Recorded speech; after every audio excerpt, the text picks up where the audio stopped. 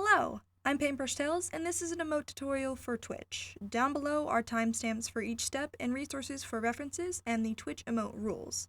Let's get started. You want to begin with a 400 by 400 pixel canvas and a 72 dpi.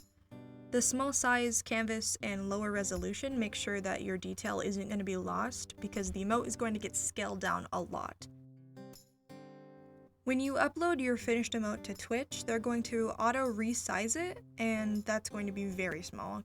You definitely want to keep that in mind when you're drawing. When sketching out your emote, it's a good idea to have your references and examples of what you're going for right next to you. That's going to keep you on track. Just be mindful not to copy anyone's work, but take all the inspiration you want. Make sure you're having fun with your sketch, play around with your idea, and don't focus too much on the little details.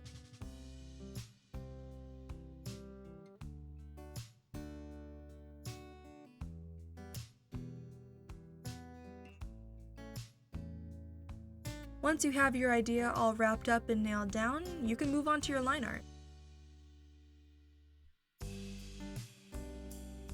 Line art is basically just tracing your sketch with cleaner lines on a new layer, and it's a good idea to lower the opacity of your sketch layer so you can more clearly see what you're doing.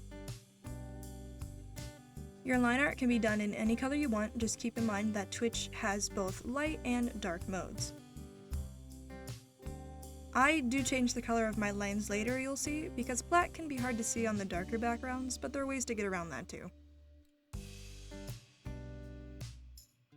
Make sure you're going pretty slow and steady with your line art. You want to add in all the details you might have left out during your sketching, refine everything, make sure it's what you want it to be.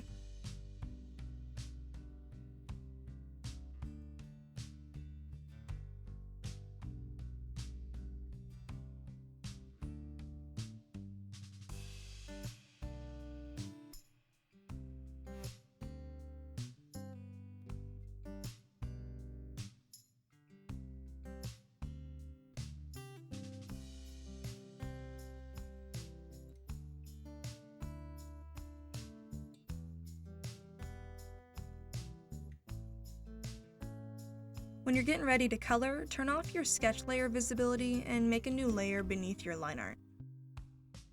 Start with flat colors in each area of your drawing. You can either just color it in or use a bucket tool, which makes it pretty easy.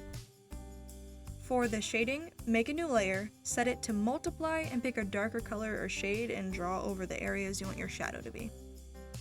This is going to look really funky until you mess around with the opacity of the layer, and you just want to do that until you get a look that you like. Once you do that, just add in your final details, your highlights, all your little stuff, and you're pretty much done.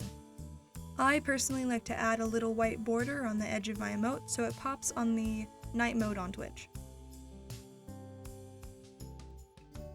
Once you're pretty satisfied, do your final checks, correct any mistakes, all that stuff.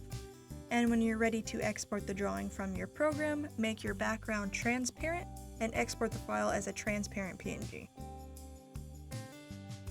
From there, you should be ready to upload your emote to Twitch.